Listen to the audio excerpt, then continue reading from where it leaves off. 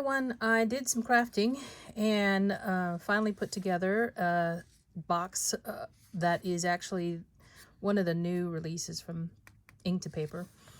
This is the Wreath Favor Box Sentiments stamp set, and it has a coordinating die to cut the stamps out, but also it has a favor box, and this is the favor box once it's assembled.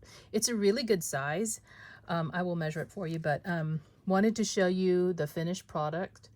I did do a how-to, and that video is actually attached to this. That's why it's so long, but I wanted to show you guys what it looks like all assembled.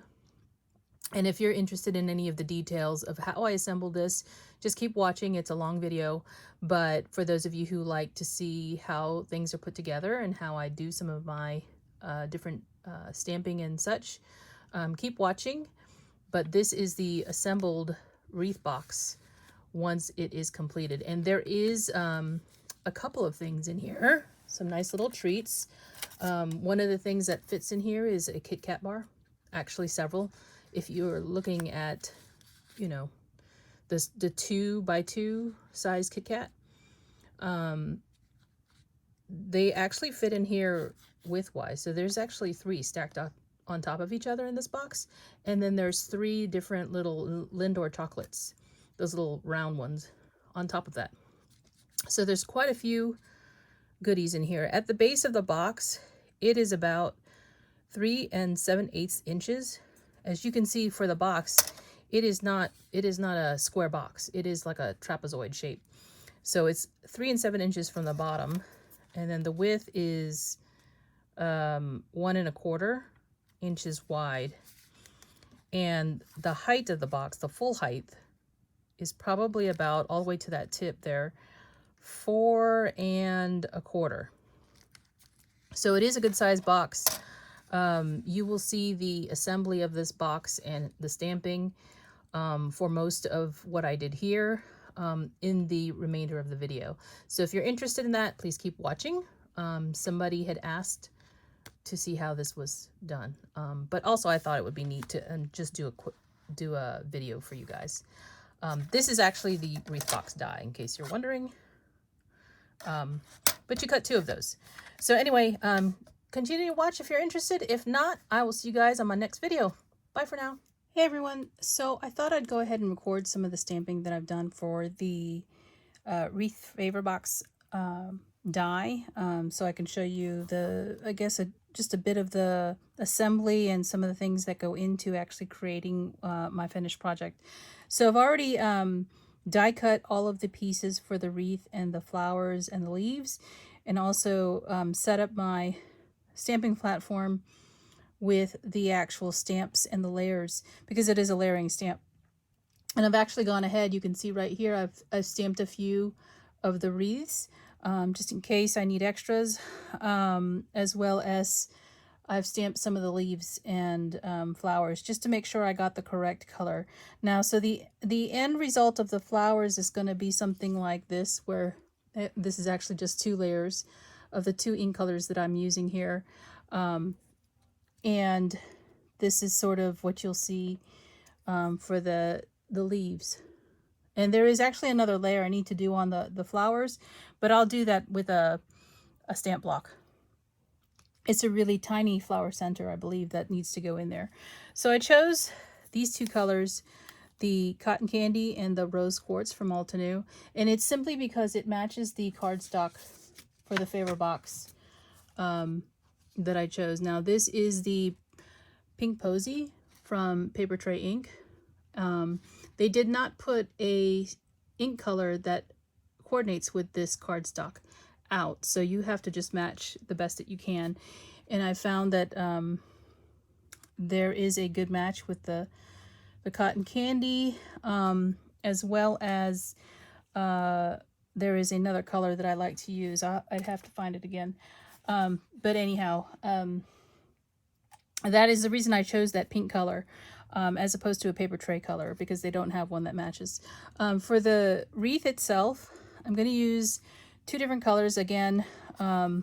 Actually, for the wreath, I'm going to use this green parakeet, and I'm going to stamp it twice. For the leaves, I use the green parakeet and the simply chartreuse, and the veins are done with the chartreuse. So just so you know. So I'm going to go ahead and stamp. I've actually set it up so that the wreath and the first layer of the leaves will be stamped with this particular stamping lid.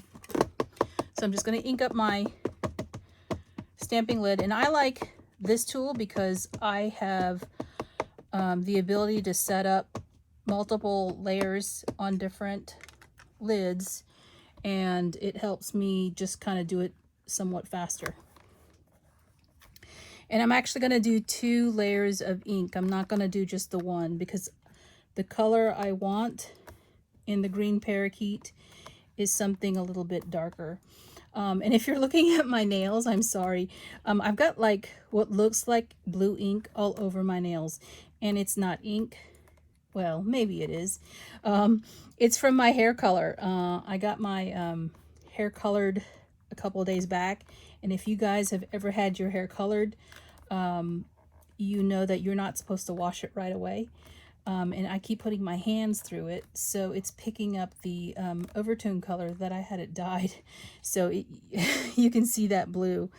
Okay, so I missed a spot here on my inking. So yeah, it's like a teal blue, and I've never had that color done before. I've been doing a lot of experimenting while not being in the office, not being required to be in the office. So if you've seen any photos of me, and you know that for the most part it has been pink for about a year. Just talking while I'm doing the stamping. It's been mostly pink. Sometimes I've gone purple, from pink to purple. This time it is blue, and I've never done blue before, but that's what you're seeing on my nails. It's not that I don't wash my hands, but it's stained my fingernails somewhat. And until I actually get a chance to wash my hair, which will be for a couple of days still, I will not be able to wash it out. Mostly it's still going to contain that. So this is the kind of the color I'm going for. And I'm not too worried about some of the lighter spots, because part of the reason I'm going to kind of cover some of this part up, because I'm going to be using the flowers. So you can see I've got the leaves as well in this layer. So I'm going to just remove this lid and replace it with the lid that has the solid flower. So you're going to stamp the lighter color of ink for the flower, and then the veins for the leaves. So I can do those both at the same time. I've purposely set it up that way. So I'm going to end up stamping the lighter pink and the darker green. So I'm going to do the green first, just simply so I don't mess it up. And so I'm just going to ink those veins and make sure I don't get ink on the flowers. So just kind of press that in. And I think it only needs 1 layer. I don't want to go again with the chartreuse. So now I'm going to switch over to the pink flowers, and you can see they got picked up by the stamps. So I'll just move them back. And all of this is just the cardstock. I die cut out the actual pieces. I always use this as a template for positioning, and it helps you keep the die cut in place. I did not come up with this. I learned this method from Betsy Veldman, who used to be with Paper Tray, and she is the one that I saw this years ago doing this, and she uses a Cricut mat, and that's what this is. It's actually an Imagine mat. I still have my Imagine, to hold everything down. And then I use the magnets to hold the actual template down. So this is the lighter color, which is the rose quartz that I stamped. I'm going to do it again because I actually want it to be a little bit darker.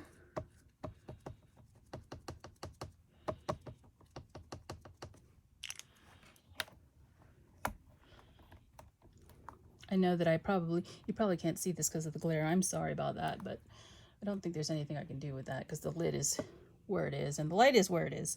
So I've got that rose quartz, And then I'm going to do the cotton candy. So I'm going to, again, remove this lid. I've got another one set up with the details of the rose. I think these are roses. You can see it here. The two details of the roses. I placed them already, so I wouldn't do that on camera with you. It's kind of awkward and it takes time to actually do it. And I'm going to go ahead and stamp this. And I'm not going to do, I don't think I'm going to do 2 layers of this because I don't want it to be too dark. So that's basically what I've done to get the leaves and the flowers. There is one more flower here, and I think it's a little bud. It fits right down here.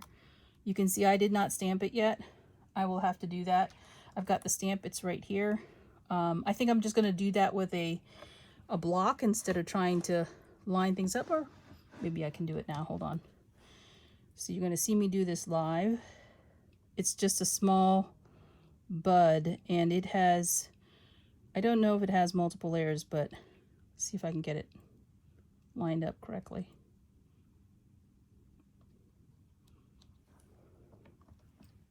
It's off to the side, so I'm not worried too much about it. There we go. Again, I'm gonna go with the rose quartz.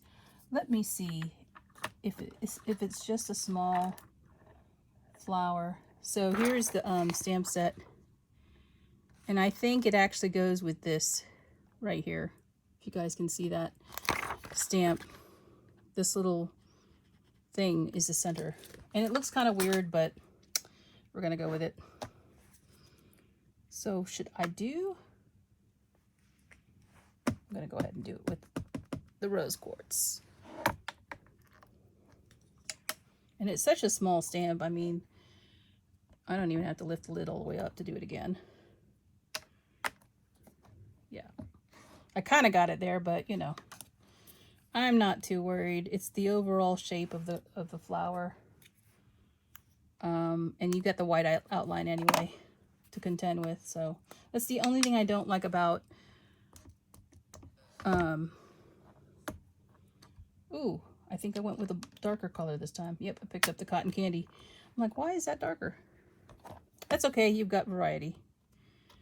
I'm gonna go with a lighter again, just because I have one more to do, and that's my preference. I'd actually tried it with the cotton candy, and I didn't like the result. I did not think it was gonna look right. So there we go. I've got all the layers now, and all I gotta do is to pop them out. I just use my little pick here, and I can pop out this as well. Now this center is die cut. I just didn't remove them because I thought it would help keep the die cut in place while I was doing the stamping. So I'm gonna remove my stamparatus, and we're gonna go with a look at what I have here. So to construct the box, I'm actually gonna stop right here, because what I want to do is, the way the box is designed is that it will hold the layer of the die cut, right? And you just have to have it correctly placed. I don't know exactly which way it goes because I have not even tried to see how it fits on here, but it lines up on the inner and the outer portions. You just have to find the correct positioning of the die, and it might be something like this. Oh, that's not close. So what I'm going to do is I'm going to stop the recording right here. I'll come back and I will show you the correct positioning. And what I actually want to do is I want to put something here in the center, and I haven't decided yet what that's going to be. So I'll be right back.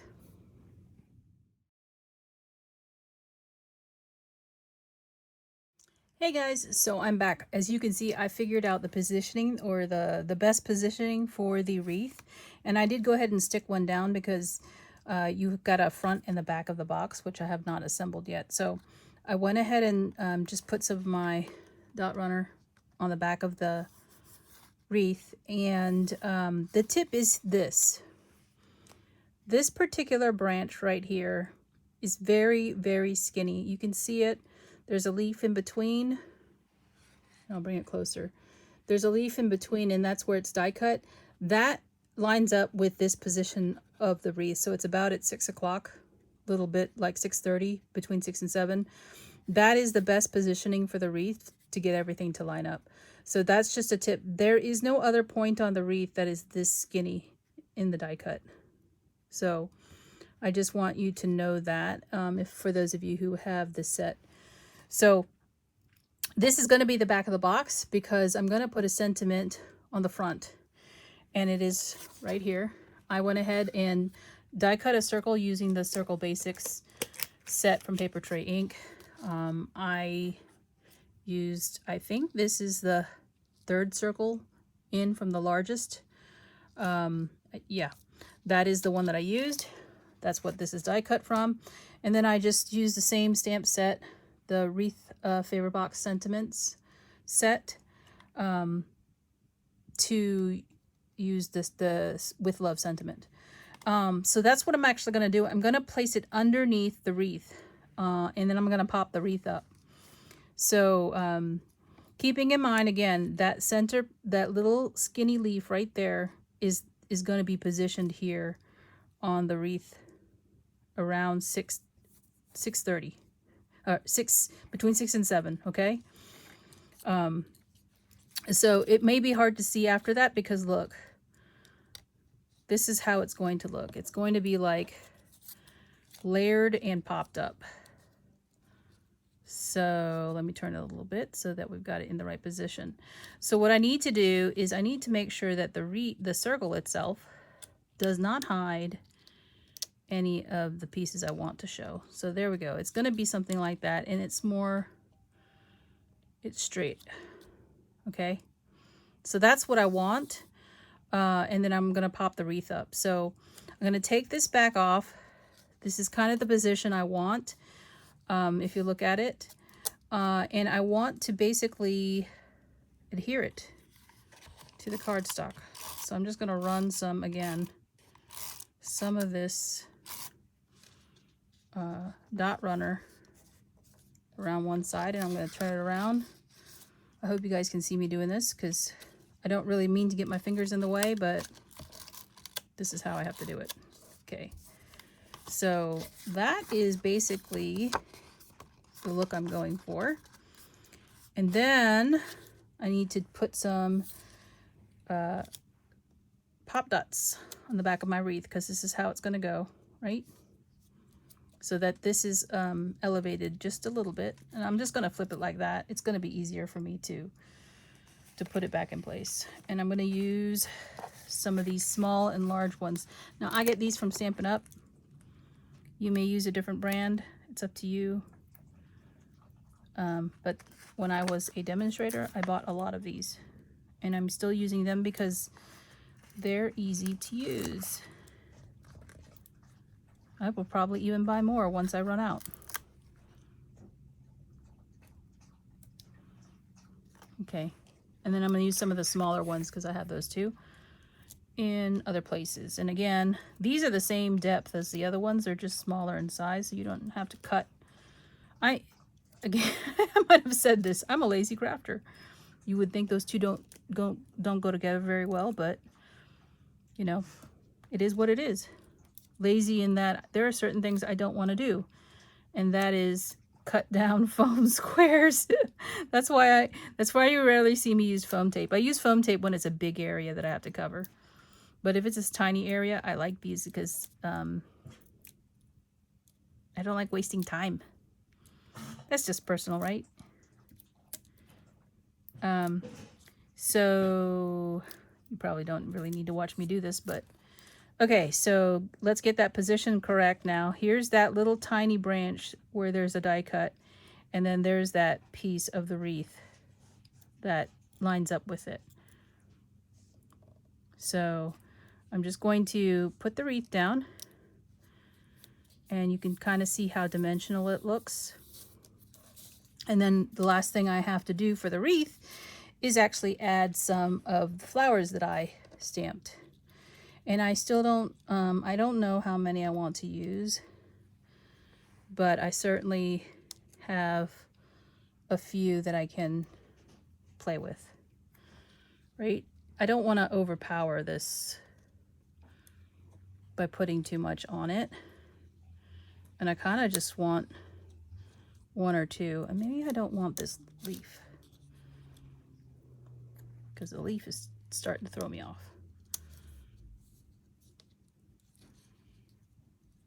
Okay, I kind of like that. So there's that. And maybe one of them over here to kind of balance it out a little bit. Maybe I do want that big leaf.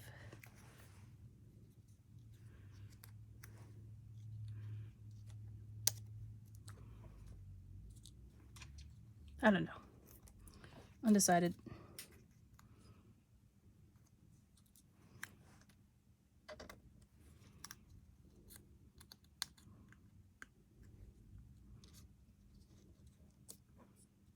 Do that.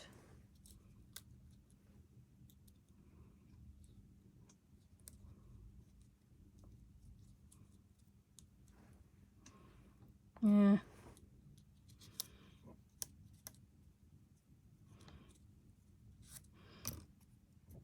I'm not happy with these big leaves, if you can't tell. Oh, let me turn it the other way. Maybe I'll be happier with that.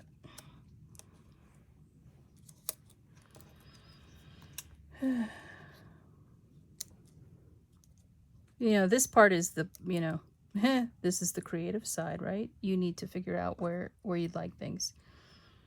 So I'm going to go, I think, with this. Somewhat like that. Okay? And then you notice what I did? I used the large leaves with the large flower and the small leaves with the small flower. I don't know. Not happy with that. Maybe just one.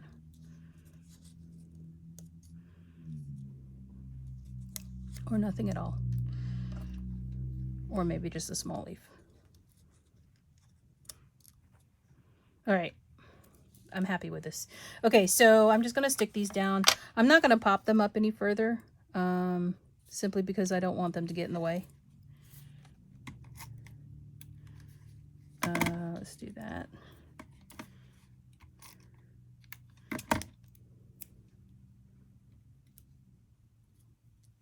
I'll figure out their placement again in a second. Okay. So this was kind of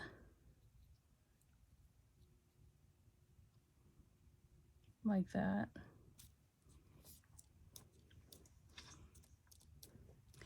And let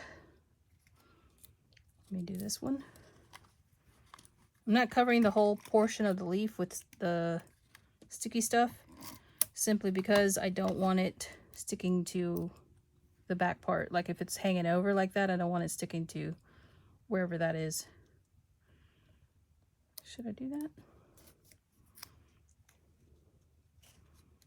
Do I want to turn it?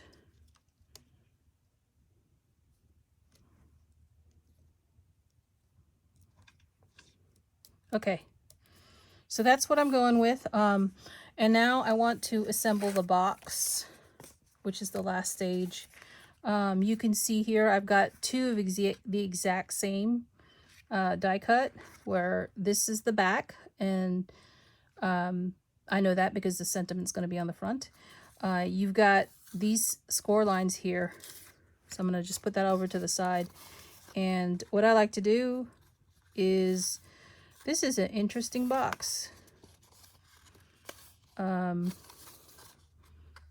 the lines are, let's see, I haven't put one of these together yet, in case you haven't gathered that.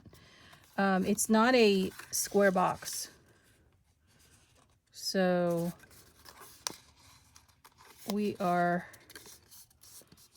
it's kind of triangular in a way. So I'm trying not to fold it too weird. So You can see here, I'm gonna burnish it. You can see here, this is the bottom, this is the side. It's not a straight line, right? It's not a continuously straight line. This one's at an angle on the side. So I'm gonna just continue with that and try not to mess that up. And then I've got the side here, and then the bottom flap. Then I've got this flap to do. So let me go ahead and do that.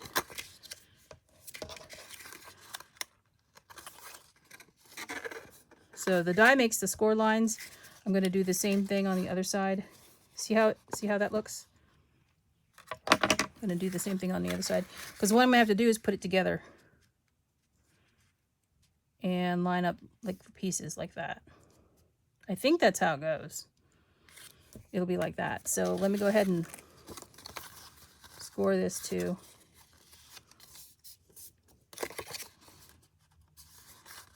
See, this piece isn't cut. This little triangle right here isn't cut out.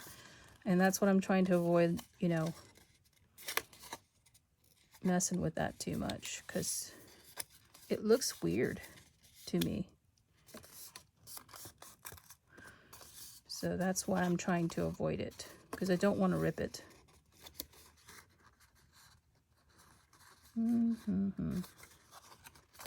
It's a little bit weird and funky. I think it goes like this. I don't want to touch that too much, so I'll let it be. And that. Okay, let's hope that I've got this right, because I think it's like a tent fold. You see what I'm saying? Like that. And then you're going to have a ribbon that goes this way. So let me put some adhesive. Adhesive here on the flap. I hope I don't screw this up. After my box is so pretty. Scissors. I guess I should have tested this before I got on the camera with you guys. But hey, you know, that's crafting, right?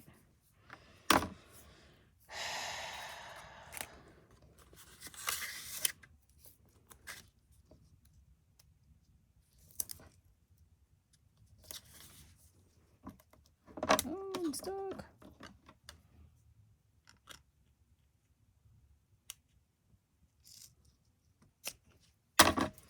All right. Now notice I didn't put it on the bottom yet, and there's a reason for that. It's because I'm not sure how the bottom's gonna go together just yet. So I'm gonna put the two sides, because I know you always tend to put the flaps together like this. And so that's how I'm gonna do it. And what am I lining up on? I am lining up on this crease line here from this corner here of the wreath. Okay, see this little inner corner, and then down here this flap corner. So I think if I've done this right, you've got a box assembled like this. Okay, let's hope I've done this right. Okay, like that.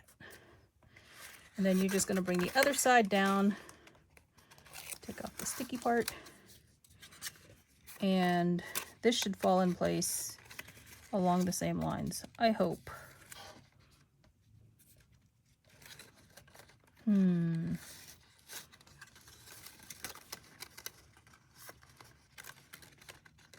It's a little bit strange. It's like a trapezoid in a way.